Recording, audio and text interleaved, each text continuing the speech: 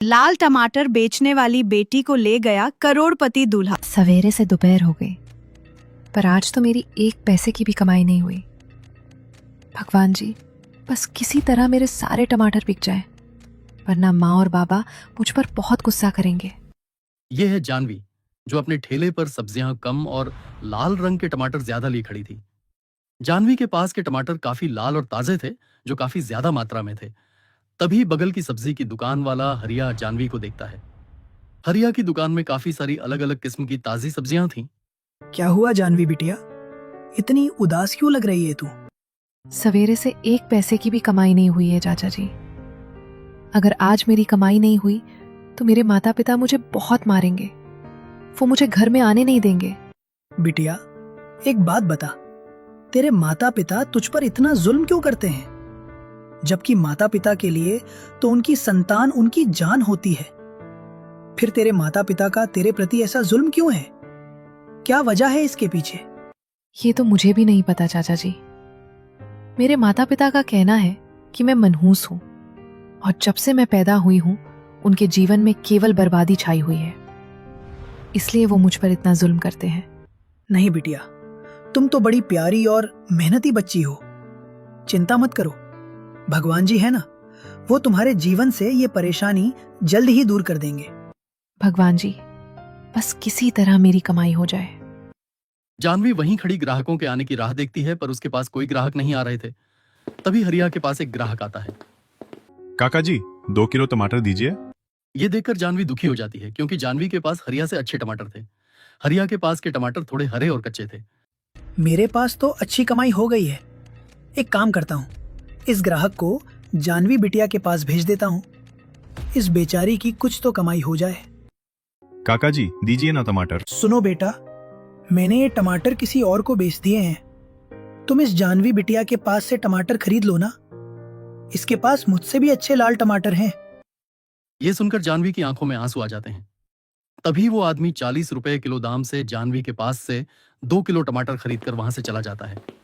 आपका बहुत बहुत धन्यवाद चाचा जी। हरिया हमेशा जानवी की ऐसे ही सहायता करता था। वो अपने पास के कुछ ग्राहक जानवी के पास भेज देता था। तभी शाम तक जानवी की 150 रुपए कमाई हो जाती है, और वो अपने टमाटर सब्जियां बोरियों में भरकर अपना ठेला लेकर इसी जामपुर गांव में अपने छोटे से घर के बाहर आती है। माँ ने कहा था आज 1000 रुपए के टमाटर बेचकर आना, पर मेरी कमाई तो केवल 150 रुपए ही हुई है। भगवान जी, मुझे मेरे माता पिता के कहर से बचा लीजिएगा। तभी जानवी डरते डराते सब्जियों का थैला लेकर अपने इस एक कमरे के छोटे से घर के अंदर आती है। तो अंदर चारपाई पर जानवी का अपाहिज पिता मदन बैठा हुआ था। मदन एक पैर से अपाहिज था, और सामने जानवी की माँ शांति मिट्टी के चूल्हे पर खाना बना रही थी। तभी जानवी सब्जियों की बोरी एक कोने में रख देती है। ओए मनहूस कहीं की, चल आज की कमाई के पैसे निकाल। तभी जानवी डरते हुए अपने पिता को 150 रुपये देती है।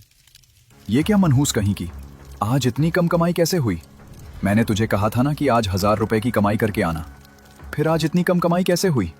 बाबा, मैंने बहुत कोशिश की थी ज्यादा टमाटर बेचने की, पर मेरे पास कोई ग्राहक ही नहीं आ रहे थे। तभी शांति जानवी के पास आती है और उसे जोर से एक चाटा मार देती है। आह, मनहूस कहीं की, पता नहीं कहां से तुझ जैसी मनहूस हमारे जीवन में आ गई। जब से तू पैदा हुई है हमारे जीवन में केवल मनहूसियत ही छाई हुई है। अच्छा होता अगर हमें दीपक की तरह तेरी जगह एक बेटा ही हो जाता। कम से कम वो आज दीपक की तरह हमारा सहारा तो बनता। मुझे माफ कर दीजिए माँ। मैंने सच में कोशिश की थी आज टमाटर बेचने की, पर मेरे पास सच में ग्राहक नहीं आ रहे थे। हम इतनी मेहनत से अपने बागीचे में टमाटर की फसल उगा रहे हैं, और तू मनहूस सारा दिन बाजार में जाकर बस सो रही है। आज तुझे अन्न का एक दाना नहीं मिलेगा। अपने माता पिता के ऐसे कड़वे बोल सुनकर जानवी फूट फूट कर रोने लगती है। जानवी के प्रति उसके माता पिता का स्वभाव ऐसा ही था। थोड़े समय बाद जानवी का बड़ा भाई दीपक घर आता है और रोज की तरह अपनी 300 रुपये की कमाई अपने पिता को दे देता है। वाह वाह मेरे बच्चे, भगवान जी तुझे हमेशा खुश रखें। एक तू ही हमारी सच्ची संतान है, वरना ये मनहूस जानवी तो केवल हमें बर्बाद करने पर तुली है। दीपक गांव के एक कारखाने में 300 रुपए रोज की मजदूरी करता है। दीपक और उसके परिवार वाले बड़ी गरीबी में अपना जीवन बिता रहे थे। थोड़े समय बाद जानवी, बागीचे में जाकर फसल को देखा, फसल को कोई हानि तो नहीं पहुंचा रहा है? तभी जानवी अपने घर के पीछे बने अपने छोटे से बागीचे में आती है, जहां कई सारी टमाटर की फसल पड़ी हुई थी। भगवान जी, आप तो जानते हो ना कि मैं कितनी ईमानदारी से मेहनत करती हूँ। फिर क्यों मेरे माता पिता मुझे हमेशा गलत समझते हैं? वो क्यों रोज रोज मुझ पर इतना जुल्म करते हैं? अपने माता पिता का ये जुल्म अब नहीं सहा जाता मुझसे भगवान जी। अपनी टूटी किस्मत को याद करके जानवी फूट फूट कर रोने लगती है। थोड़े समय बाद वो घर के अंदर आती है तो घर में दीपक, शांति और मदन ये तीनों सब्जी, रोटी और पुलाव खा रहे थे और जानवी घर के एक कोने में आकर बैठ जाती है।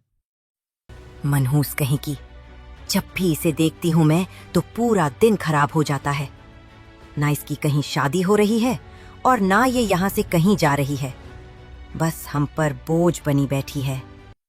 गरीबी के कारण जानवी की शादी भी नहीं हो पा रही थी। उसे रिश्ते तो बहुत आ रहे थे पर कोई भी लड़का उससे शादी करने को राजी नहीं था। जानवी का ये घर एक कमरे का छोटा सा घर है। थोड़े समय बाद मदन और शांति सो जाते हैं। तभी दीपक जानवी के पास आता है और उसे कल रात की बासी रोटियां और थोड़ी सब्जी देता है। ये ले, खा ले। माँ ने कहा था ये रोटी कुत्तों को डाल देना, पर मैंने सोचा इसे तुझे ही दे देता हूँ। ले, खा ले। ये सुनकर जानवी दुखी हो जाती है और रोते हुए वो बासी रोटियां खाने लगती है। जब जानवी पैदा हुई थी तो उसके पैदा होते ही उसके पिता के साथ एक दुर्घटना होने पर उसका पिता एक पैर से अपाहिज हो गया था। तब से सब जानवी को मनहूस कहते आ रहे हैं। अगले दिन सवेरे जानवी जल्दी उठकर घर की सफाई करती है, फिर आंगन में बने कुएं से पानी निकालकर घर में भरती है, फिर सबके कपड़े धोकर चाय नाश्ता बनाती है। थोड़े समय बाद एक बात कान खोल कर सुन ले जानवी, आज रात तक अगर तूने 1000 रुपए की कमाई नहीं की तो मैं तुझे रात भर घर में घुसने नहीं दूंगा, समझी? चल अब जा और सारे टमाटर बेच कर आ। तभी जानवी अपना ठेला लेकर बाजार में आती है और हरिया की दुकान के पास खड़ी हो जाती है।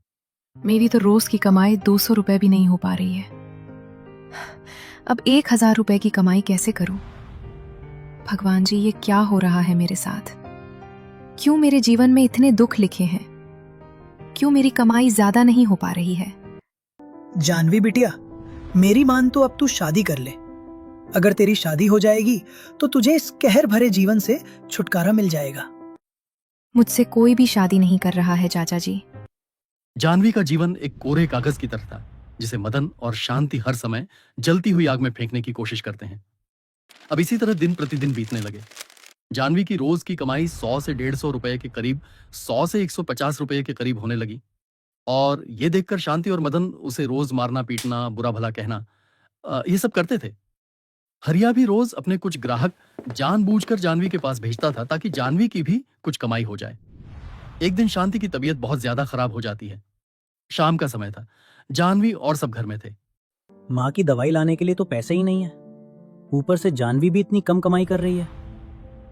अब ऐसे में कैसे करें हम माँ का इलाज? जानवी, चल ठेला लेकर गांव में जा और पूरे गांव में घूम घूम कर सब्जी बेच। आज से तू दिन के साथ साथ रात में भी सब्जी बेचने का काम करेगी। बाबा, रात में कौन मुझसे सब्जी खरीदेगा? रात में तो गांव में कोई नहीं होता है। ये सब मुझे नहीं पता।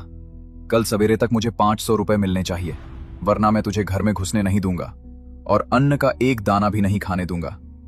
बहुत खिला दिए हमने तुझे मुफ्त का, अब नहीं। चल जा और सब्जी बेच कर आ। यह सुनकर जानवी दुखी हो जाती है। तभी वो ठेले पर कई सारे टमाटर लेकर गांव में आती है और गांव की गलियों में घूमने लगती है। अब रात का समय था, इसलिए पूरे गांव में सन्नाटा छाया हुआ था। यहाँ तो कितना अंधेरा है। भगवान जी, अब क्या करूं मैं? कैसे बेचूं अपने टमाटर? यहाँ तो कोई इंसान नजर ही नहीं आ रहा है। तभी जानवी दूसरे इलाके में आती है तो वहां कुछ जवान लड़के एक स्थान पर बैठे थे। जानवी को देखकर हंस रहे थे। अरे देखो देखो इस पागल को, ये इतनी रात को सब्जी बेचने निकली है। अरे ओ पागल, क्या भूतों को सब्जियां बेचने निकली है क्या तू? सब जानवी का अपमान करके उस पर हंसने लगते हैं। तभी जानवी घबराते हुए आगे चली जाती है। अब इसी तरह रात के 1:30 बज जाते हैं। जानवी सुनसान सड़क पर अकेली अपना ठेला लिए खड़ी थी। कितना अंधेरा और सन्नाटा हो चुका है। भगवान जी, मेरी रक्षा कीजिए। तभी सामने से एक कार आती है। उस कार में एक अमीर लड़का वरुण बैठा हुआ था। तभी वरुण की नजर जानवी पर पड़ती है। ये लड़की कौन है और इतनी रात गए सब्जियां क्यों बेच रही है? तभी वरुण अपनी कार लेकर जानवी के पास आता है। सुनिए, कौन है आप और इतनी रात को ऐसे सब्जी क्यों बेच रहे हो? इस समय तो सब अपने अपने घरों में सो रहे होंगे, तो कौन आपसे सब्जी खरीदेगा? साहब, मैं बहुत परेशान हूँ। क्या आप मुझसे टमाटर खरीदोगे? क्या परेशानी है तुम्हें, बताओ। आप बस मुझसे टमाटर खरीद लीजिए, आपकी बड़ी मेहरबानी होगी। अच्छा ठीक है, मुझे 1 किलो टमाटर दे दीजिए। तभी जानवी वरुण को 1 किलो टमाटर देती है और उसे 40 रुपए लेकर वहां से चली जाती है। आखिर कौन है ये लड़की? इसकी आंखों में मुझे काफी दर्द दिखाई दे रहा था। हो ना हो इसके जीवन में कोई तो परेशानी जरूर है। वरुण वहां से चला जाता है। अगले दिन सवेरे जानवी बाजार में हरिया की दुकान के पास अपना ठेला लिए खड़ी थी। उसके पास एक आदमी खड़ा था। तभी वरुण अपनी कार में वहां आता है।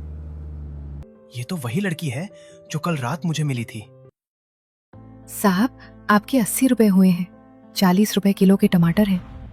नहीं नहीं, मैं तो 20 रुपए किलो ही लूंगा टमाटर। अगर ये पैसे लेने हैं तो ले, वरना मैं कहीं और से टमाटर खरीद लेता। वैसे भी तेरे पास कोई ग्राहक तो आ नहीं रहे।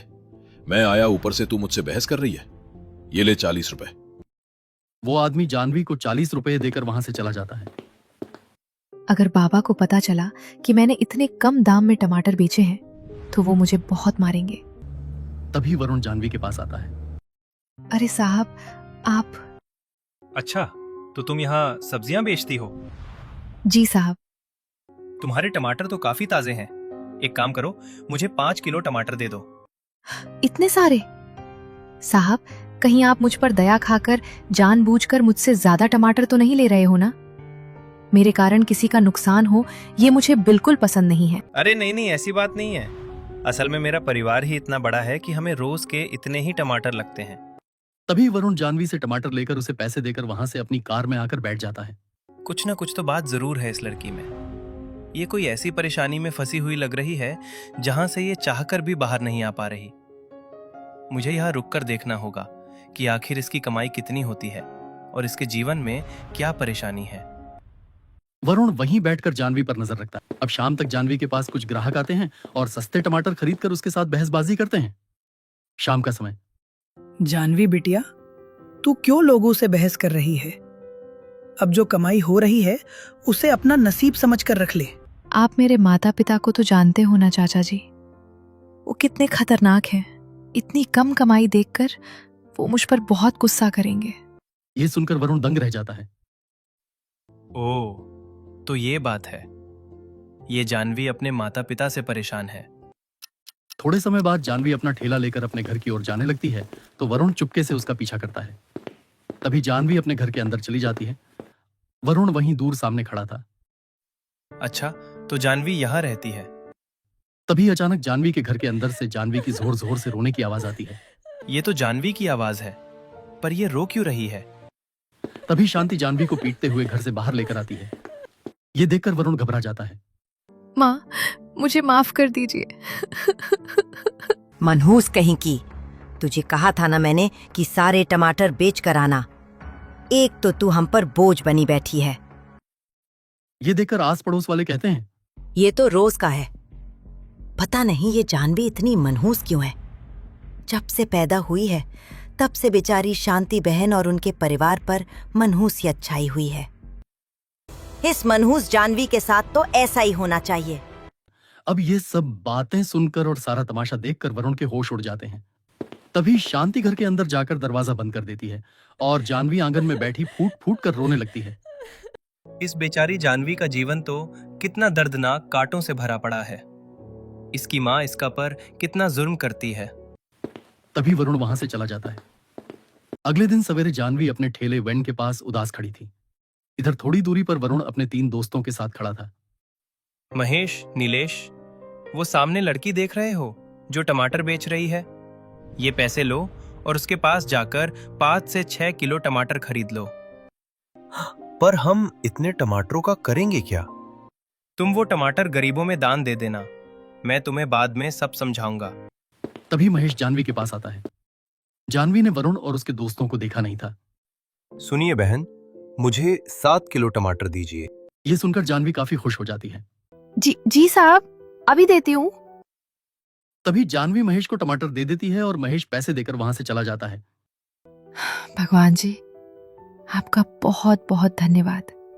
आज तो पहले ही ग्राहक में मेरी कितनी ज्यादा कमाई हो गई। जानवी को खुश देखकर वरुण को काफी खुशी मिलती है। चलो, इसके चेहरे पर मुस्कान तो आई।